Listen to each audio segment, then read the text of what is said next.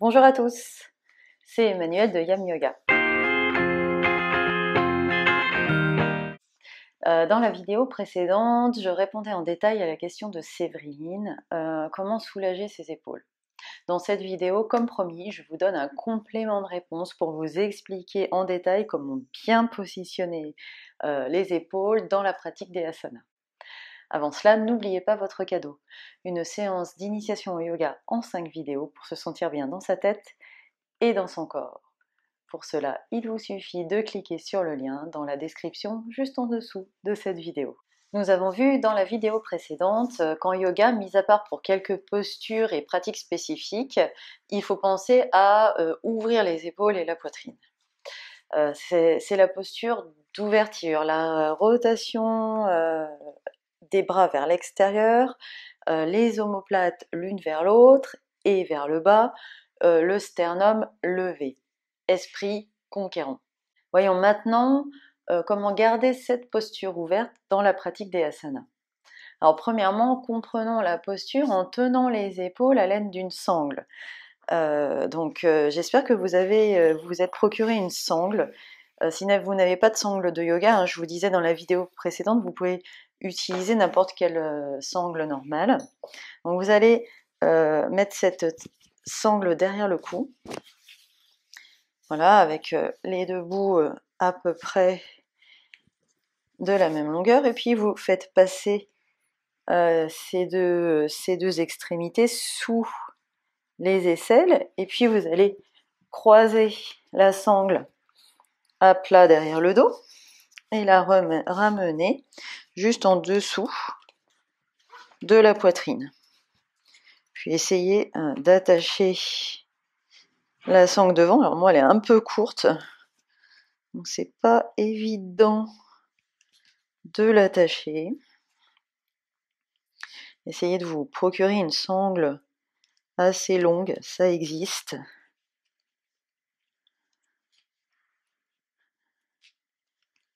Je vais y arriver.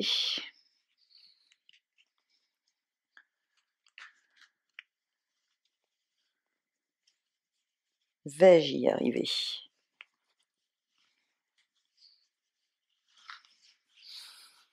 Je ne sais pas si ça va tenir.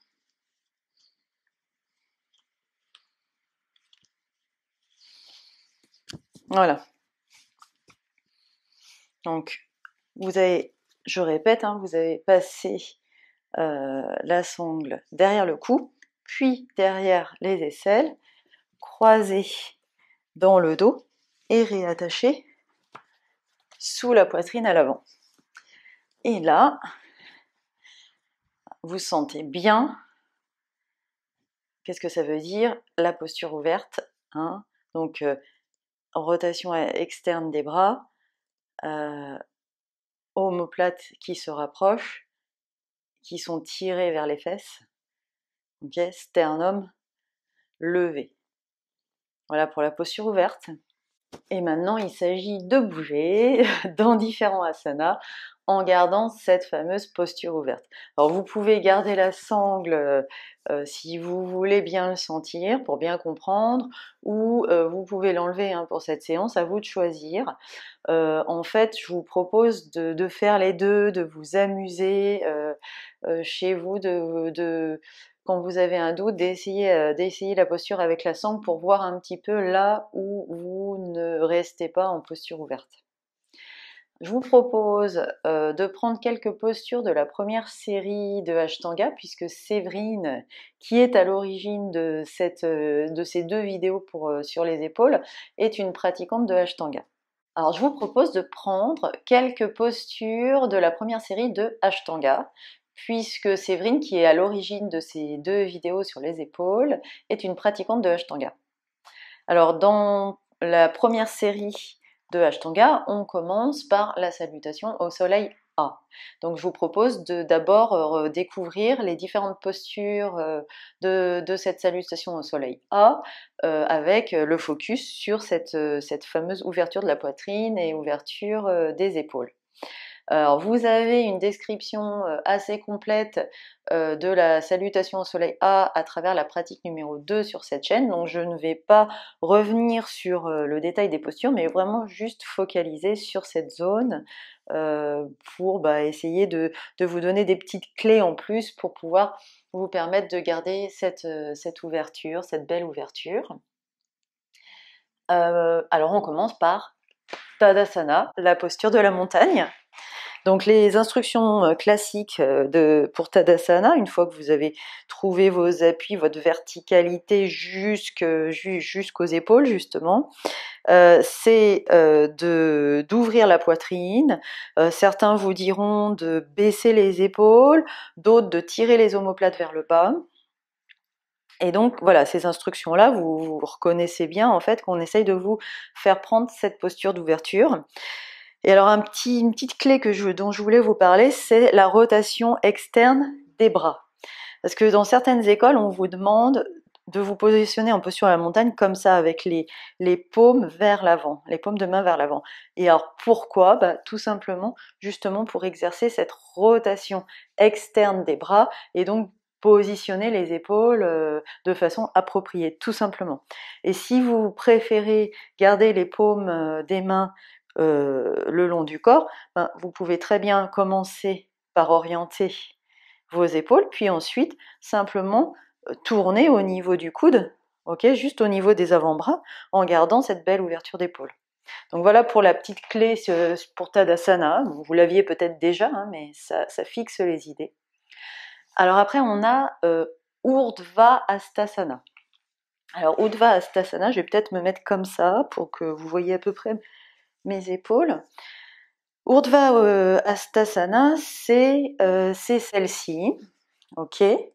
Et donc là, les instructions classiques, une fois qu'on est comme ça, hein, c'est les épaules le plus loin possible des oreilles. Certains vous diront encore de tirer les omoplates vers le bas, de ne pas lever les épaules. Et là encore, si vous voulez avoir cette fameuse rotation externe des bras, j'ai appris un joli truc là récemment. En fait, c'est au lieu de lever comme ça, essayez de lever comme ça. Alors, je vais me mettre face à vous. Je lève, je laisse pendre mes mains face au sol et ensuite je vais tourner mes mains vers le ciel et aller attraper le soleil. Et là, vos épaules sont directement bien positionnées. Et je vais attraper le soleil. J'adore. Je trouve ça super beau.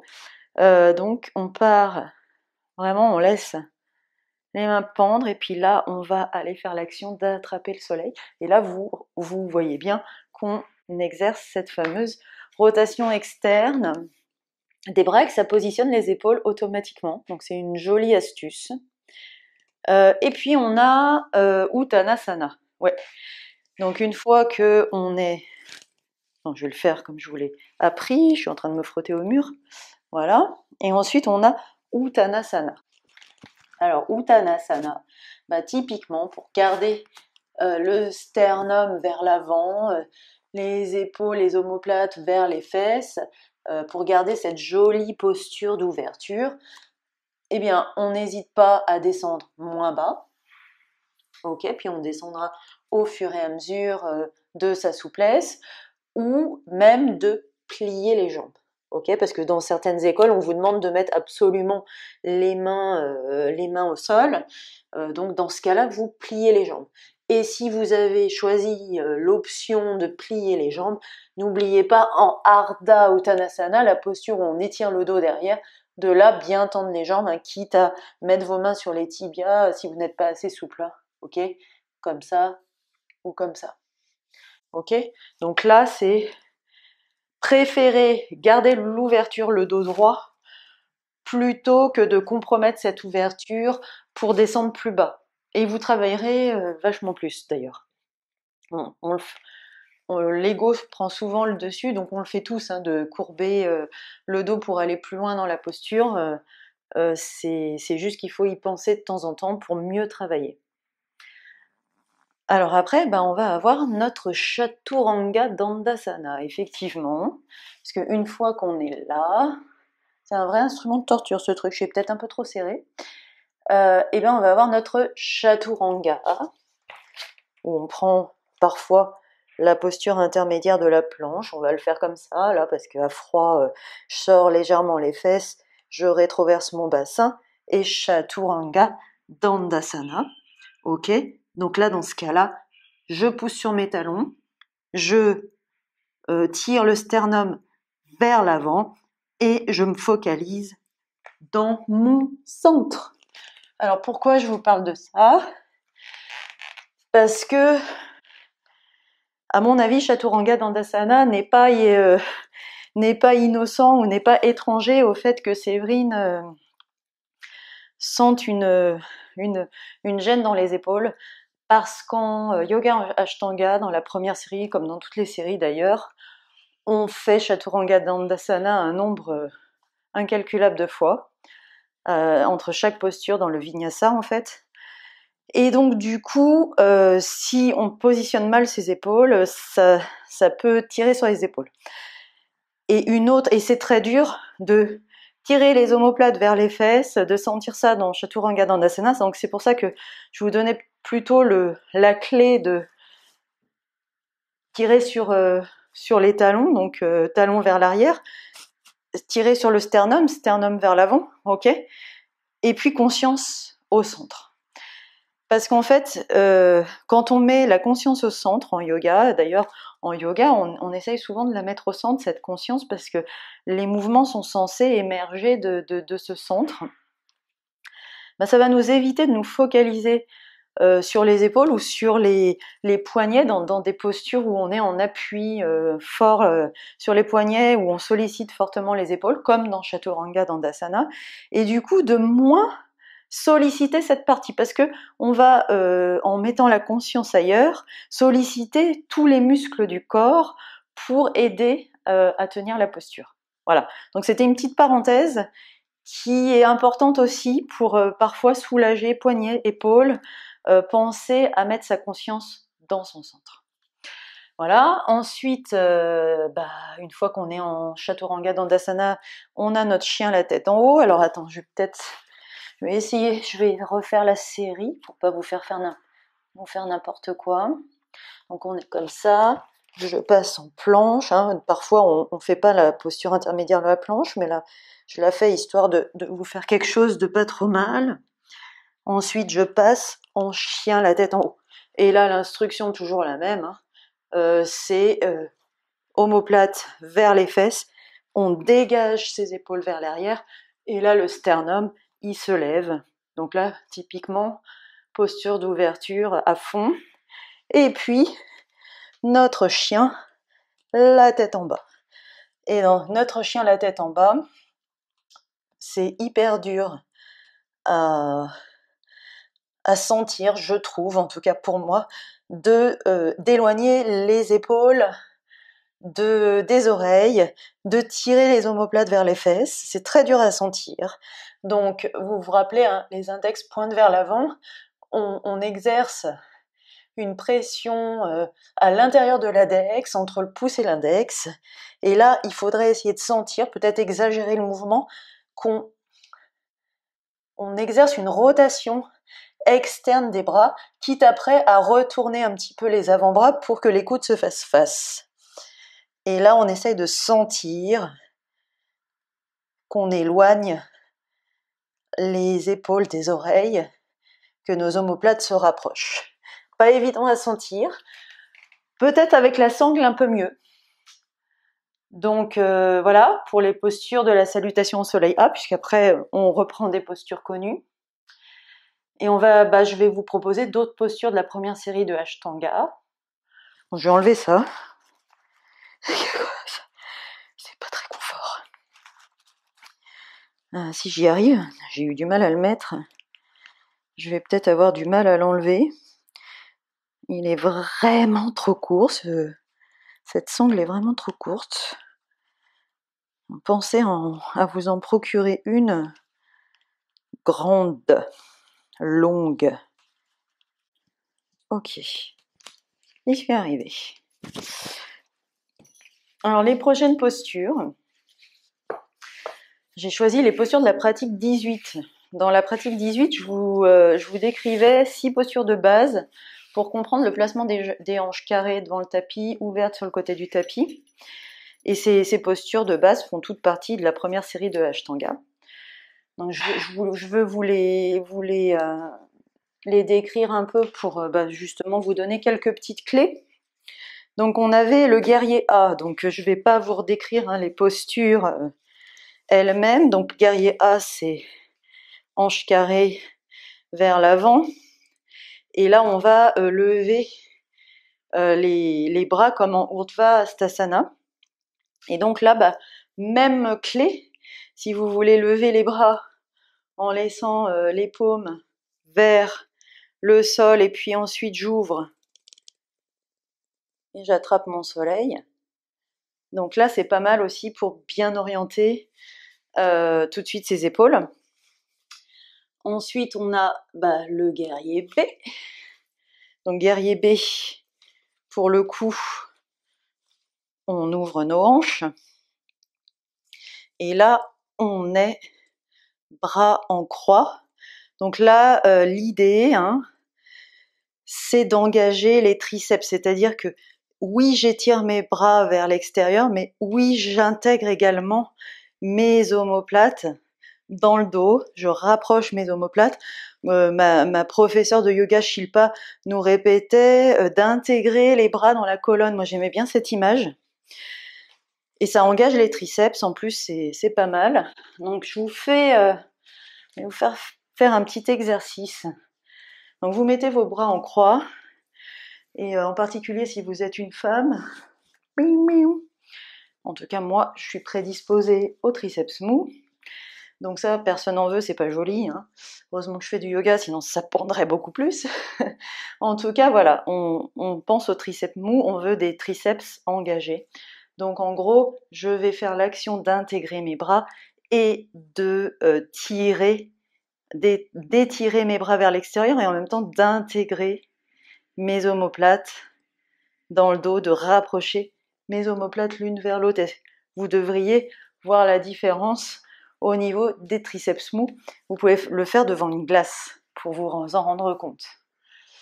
Donc voilà, donc pour posture du guerrier B, triceps engagés. Autrement dit, intégration des bras dans la colonne. Autrement dit, je rapproche mes omoplates l'une de l'autre. Voilà, différentes clés pour essayer de le sentir. On a Utthita Trikonasana, la posture du triangle étiré. Même chose que le guerrier B pour les bras en croix, même si on a les bras en croix un peu autrement, puisqu'on est penché. Donc, comment je vous le fais? Ouais, comme ça. Tac. Ok. Et donc là, pareil, j'intègre mes bras dans la colonne, je rapproche mes omoplates l'une de l'autre, j'engage mes triceps. Parvrita Trikonasana, c'est la posture du triangle retourné.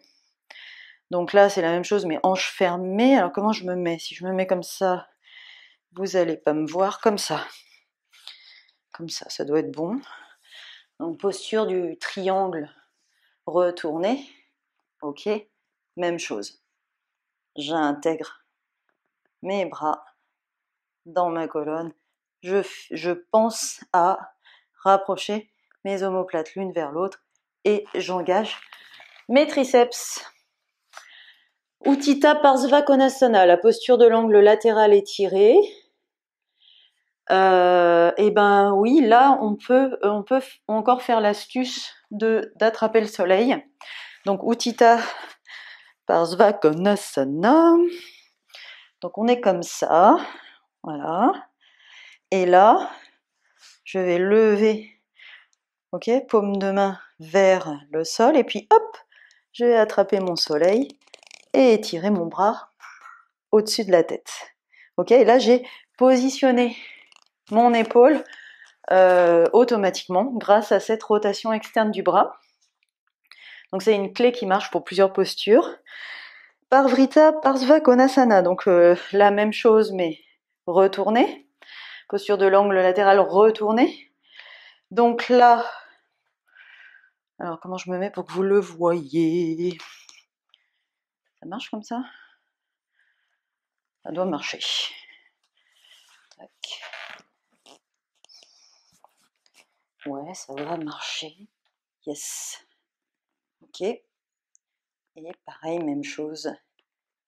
C'est pas ça. C'est pas du tout ça.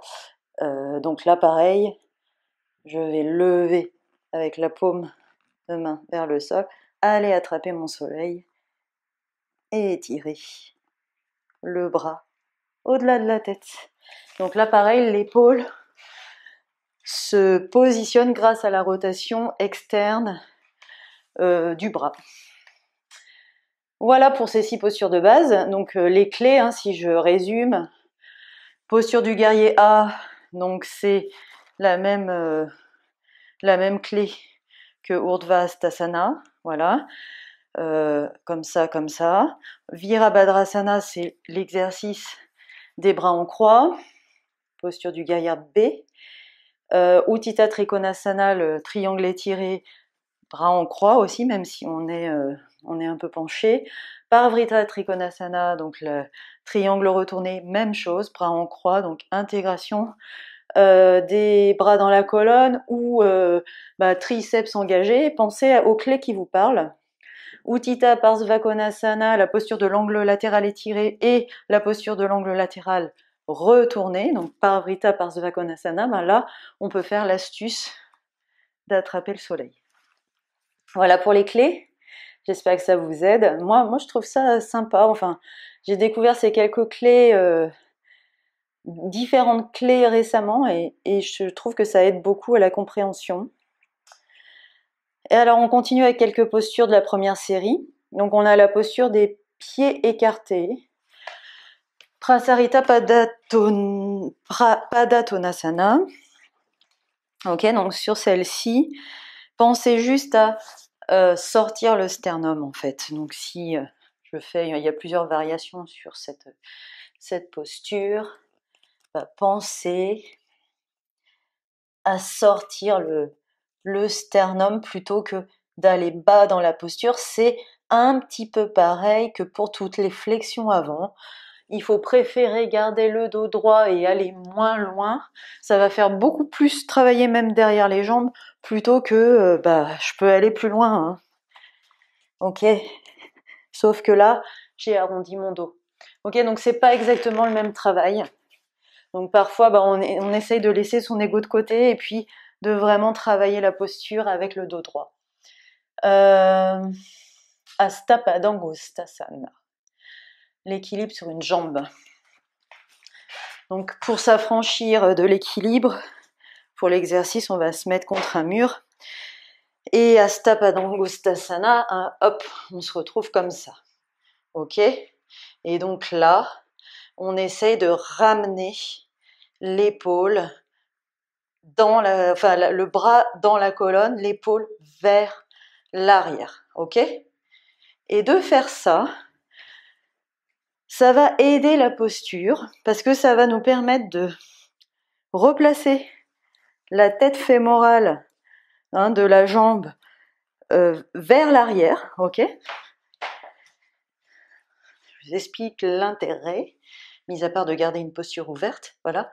Ça va me permettre, si je tire sur mon épaule vers l'arrière, d'intégrer le fémur, donc de bien placer la hanche, et du coup de bien solliciter les muscles du psoas pour garder la jambe levée.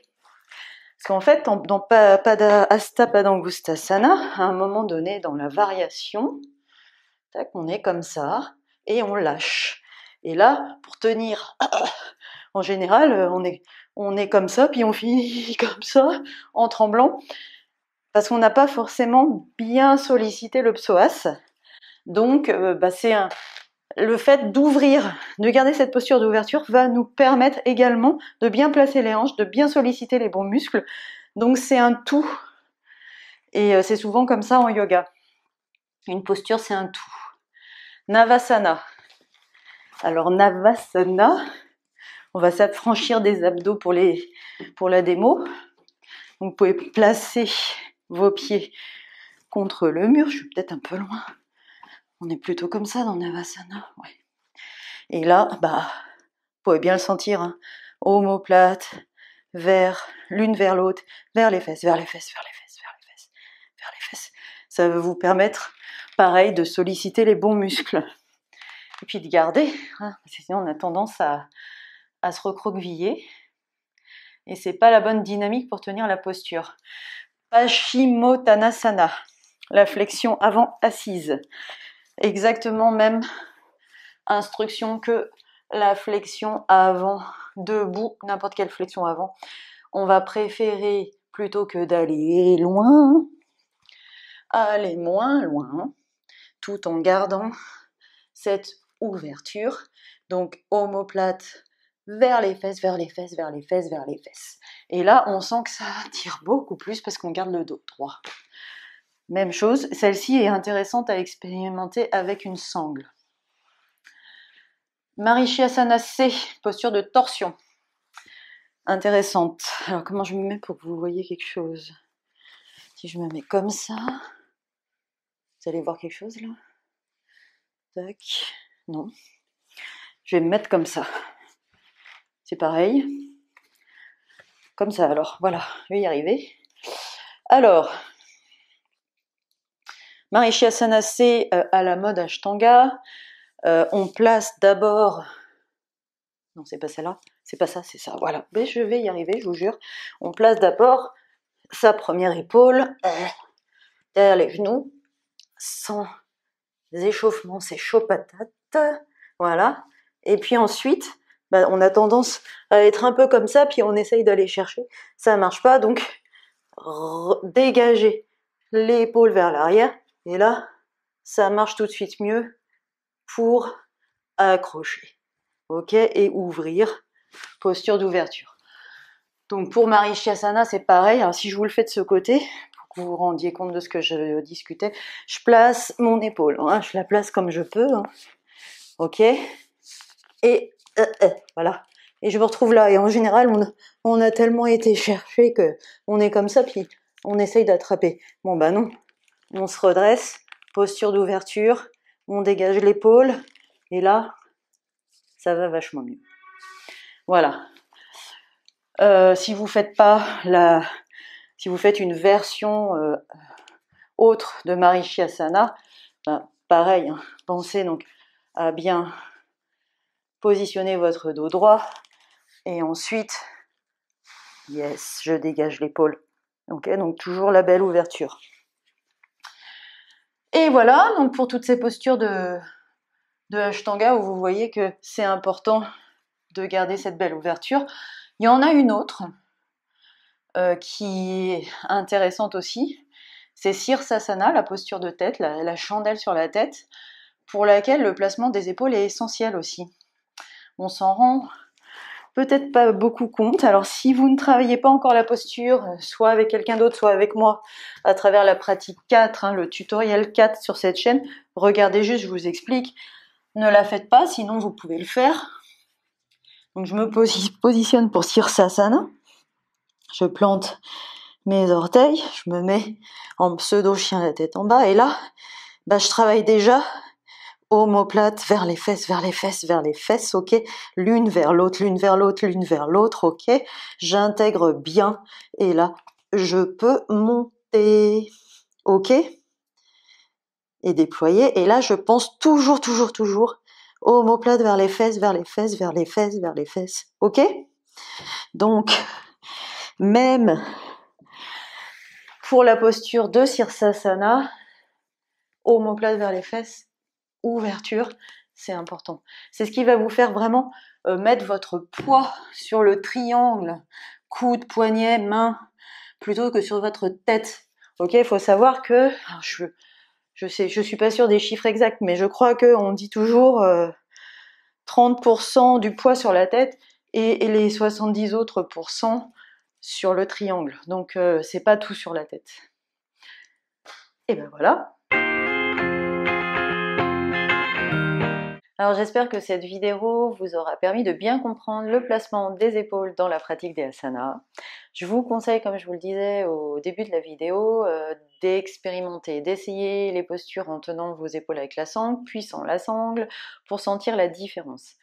Également, même si c'est difficile pour certaines postures de tenir cette posture ouverte, passez l'information, omoplate vers les fesses, rotation externe des bras, à votre cerveau, et ça finira forcément par bouger avec la pratique.